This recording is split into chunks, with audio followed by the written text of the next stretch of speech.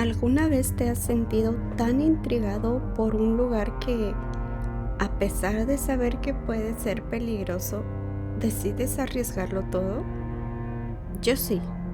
Nunca había creído en las historias de terror ni en las leyendas urbanas, esas que la gente cuenta para espantar a los ingenuos. Pero todo cambió la noche en la que decidí explorar Globos del Éxtasis, el parque de diversiones abandonado que todos en mi ciudad temían. Éramos 5 amigos inseparables: Andrés, Valeria, Javier, Lorena y yo. Con el verano a punto de acabar, queríamos hacer algo memorable, algo que nos recordara que aún éramos capaces de desafiar lo imposible, de reírnos en la cara del peligro. Así que cuando Javier sugirió la idea de ir al parque, la tomamos como una broma. Todos habíamos escuchado los rumores de cómo el parque fue clausurado de manera abrupta cuando una atracción, el famoso laberinto del globo eterno, se cobró la vida de varias personas. Las investigaciones nunca llegaron a una conclusión. Los cuerpos jamás se encontraron. El parque simplemente cerró y fue dejado a su suerte, devorado por la maleza y el olvido. Había algo en ese parque que nos atraía, como si nos llamara. No eran solo las historias, sino la sensación de que había algo que aún vivía en sus entrañas. Una especie de desafío para los que se atrevían a cruzar la línea entre la razón y el miedo. A pesar de las advertencias, no podíamos resistir la tentación de ver con nuestros propios ojos lo que había detrás de esas puertas cerradas. Porque a veces lo prohibido es lo más tentador. No teníamos idea de que esa decisión marcaría el fin de todo lo que conocíamos. Aquella noche, el aire olía a tormenta y el viento hacía que las ramas secas de los árboles se agitaran como si el parque respirara.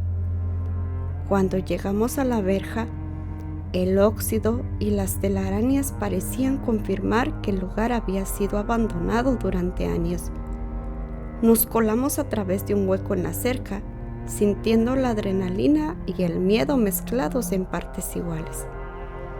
A medida que avanzábamos, notábamos que algo estaba terriblemente mal.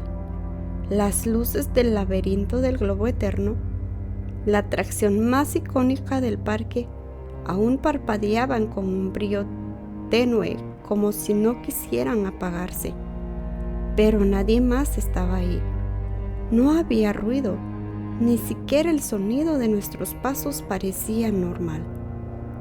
Todo era como una especie de eco distorsionado. El arco de bienvenida, decorado con globos de colores, parecía casi recién puesto. Pero el parque llevaba años abandonado. ¿Cómo era posible? Los globos se balanceaban con suavidad, como si algo invisible los impulsara. Andrés, siempre el más observador, notó que cada globo tenía un número inscrito, números que no parecían seguir ningún patrón. ¿Será algún tipo de código?, preguntó, pero nadie respondió. Intentamos bromear, reírnos de la situación para calmar los nervios, pero la risa se ahogaba en nuestras gargantas. Ni siquiera Valeria, la más escéptica del grupo, podía ocultar su incomodidad. Javier murmuró que tal vez algún vigilante mantenía el lugar, aunque sabía que eso no explicaba el estado del parque. Algo en su mirada delataba que también sentía esa inquietante sensación, como si el lugar mismo estuviera observándonos. Decididos, cruzamos la entrada del laberinto. Apenas dimos el primer paso, la puerta principal se cerró con un golpe seco, el sonido resonando como un trueno. Giramos en pánico, pero ya era demasiado tarde. La puerta estaba sellada. Intentamos abrirla de nuevo, pero no se movía. Es parte de la atracción, seguro, dijo Andrés, tratando de calmarse, pero todos sabíamos que no era normal. No había palancas ni mecanismos a la vista, solo la puerta, sellada como si fuera parte de un muro. Con el corazón latiendo con fuerza, avanzábamos por los pasillos del laberinto. Eran estrechos, fríos, y el suelo crujía bajo nuestros pies. Las luces parpadeaban y los globos a nuestro alrededor se movían lentamente, como si flotaran con una voluntad propia. La primera sala era inmensa, con un globo rojo brillante suspendido en el centro. Al lado, un cuchillo oxidado y un mensaje grabado en el suelo con una caligrafía que parecía haber sido escrita con desesperación. Para avanzar, uno debe quedar atrás. Nos quedamos paralizados. Javier fue el primero en romper el silencio, riendo con una incredulidad y diciendo que todo era una broma de mal gusto, un truco de algún bromista local. Pero en ese momento, el cuchillo se levantó solo, flotando en el aire, y se clavó en el suelo frente a nosotros con una fuerza inhumana. El globo empezó a inflarse más y un sonido gutural llenó la sala. Era como si el lugar mismo estuviera respirando, como si nos evaluara. «Vámonos de aquí», gritó Lorena, pero cuando intentamos retroceder, los pasillos se encogieron. Las paredes se cerraron con un crujido aterrador y todo el laberinto cambió de forma. No podíamos regresar y no podíamos quedarnos. Estábamos atrapados. El pánico se apoderó de nosotros y comenzamos a correr sin dirección, sin pensar, intentando encontrar una salida. Después de lo que parecieron horas, llegamos a una sala llena de espejos rotos, cada uno con su reflejo distorsionado, alargando nuestros rostros en muecas grotescas. Parecían burlarse de nosotros, reflejando no solo nuestro miedo, sino algo más oscuro. En el centro de la sala había una palanca con un mensaje que decía: «Si quieres avanzar, enfrenta a tus propios demonios. Pero ten cuidado, no todos los demonios son tuyos». Andrés, siempre el valiente, se adelantó y tiró de la palanca. Los espejos se iluminaron y de repente vi algo imposible. A mi hermana Sofía, atrapada detrás de uno de ellos. Pero ella no estaba con nosotros esa noche. No había manera de que fuera real. Y aún así, ahí estaba, golpeando el cristal, pidiéndome ayuda. El corazón se me detuvo. «Es un truco», dijo Javier con voz nerviosa. Pero al intentar acercarse, una figura emergió del espejo. Una sombra oscura con la forma de Sofía. No era ella, pero tenía su rostro, sus ojos. Ese monstruo me miraba fijamente, acusándome. Avanzó hacia mí y cada paso hacía que el espejo vibrara como si temblara de rabia. Valeria trató de sujetarme, pero me liberé y me abalancé hacia una figura. Sabía que no era Sofía, pero mi mente me traicionó. Cuando estuve a punto de tocarla, se desvaneció y el espejo estalló en 1000 pedazos. Valeria gritó de dolor. Un pedazo de cristal se había incrustado en su pierna. La sangre brotaba, oscura y espesa. Pero no tuvimos tiempo de ayudarla. La sala comenzó a girar y cada espejo estalló uno a uno, lanzándonos al siguiente pasillo. Lorena y Javier me miraban con horror. Sabían que había caído en la trampa. Andrés cargó a Valeria como pudo y seguimos avanzando. Pero el laberinto seguía jugando con nuestras mentes.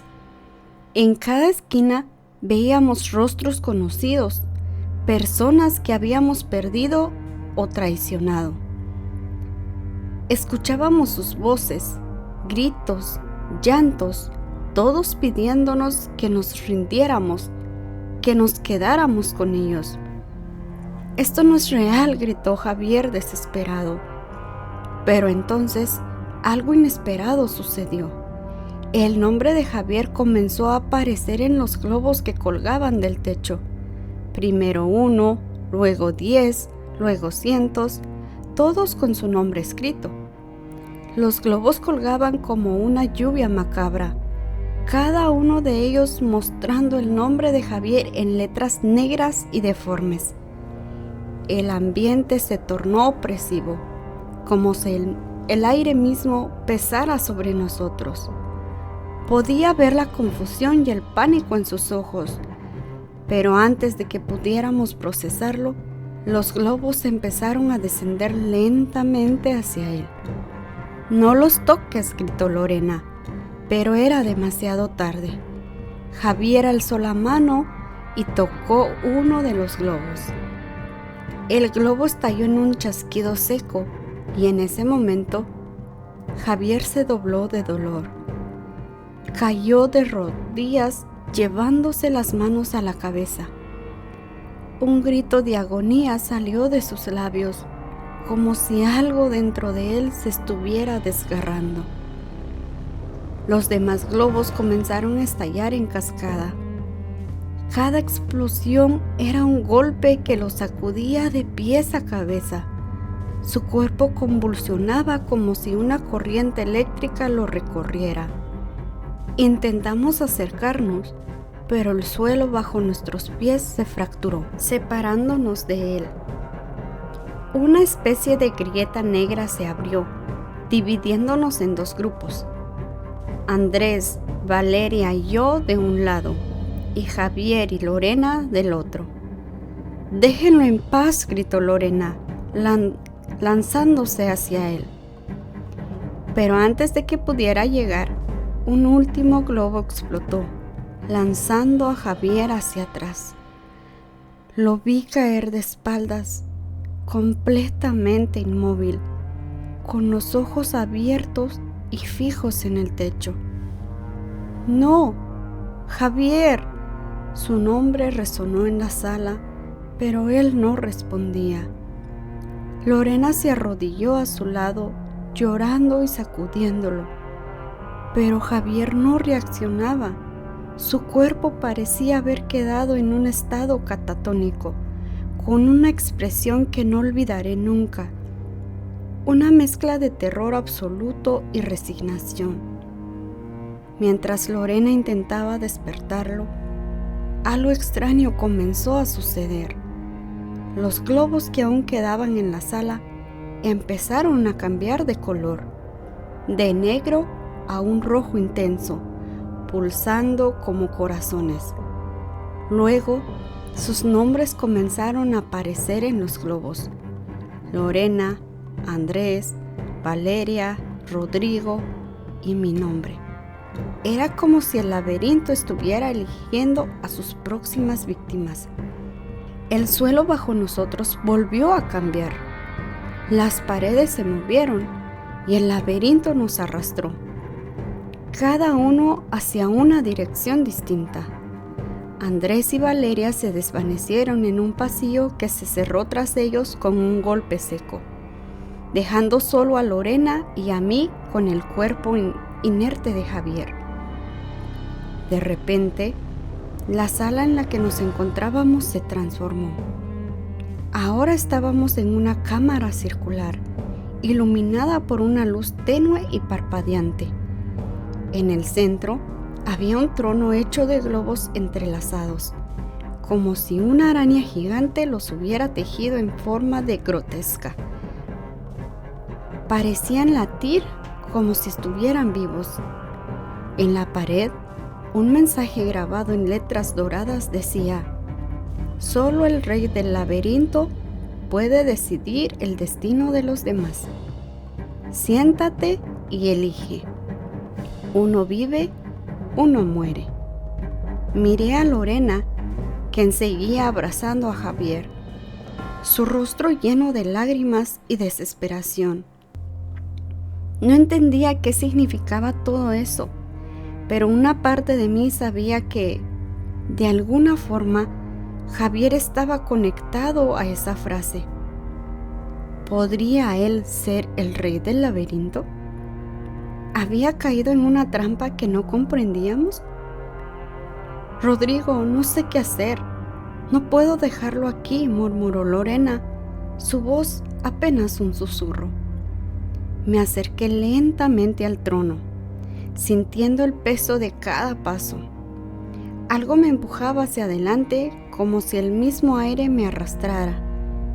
Cuando estuve a punto de tocar el trono, las luces parpadearon y una figura apareció de la nada justo a mi lado. Era Javier, pero no como lo recordaba. Su rostro estaba pálido, sus ojos vacíos y su expresión era una máscara de terror. Rodrigo, no te sientes, murmuró con una voz que sonaba lejana, como un eco distorsionado. Si te sientas, estarás condenado. Todos estaremos condenados.